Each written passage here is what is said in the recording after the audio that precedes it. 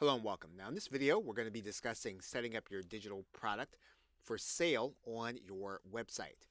Now you notice that we are inside of WordPress, and in order to have a site where we're going to actually account for the traffic to the sales pages, opt-in pages, we want to try to keep all of our pages on one site and consistent.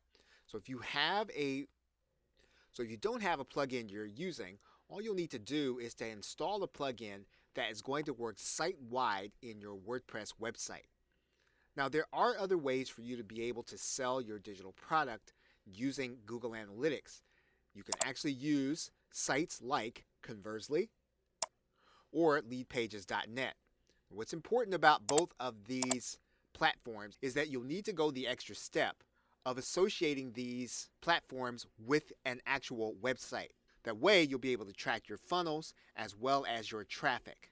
Another way to track the process is to use a page builder like OptimizePress or InstaBuilder that will actually build out your pages within your WordPress website.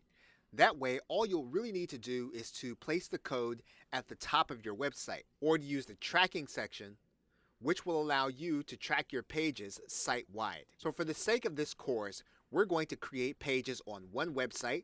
We're going to track our Google Analytics site-wide using an analytics and tracking function. And we're going to do that inside of OptimizePress. Now, you can actually do this inside of your page builder in the very same way. You want to make sure that your tracking code is tracking site-wide in your page builder for your website. And you will create your pages as you normally would using your page builder, and you will make sure that you are able to get the URLs appropriately.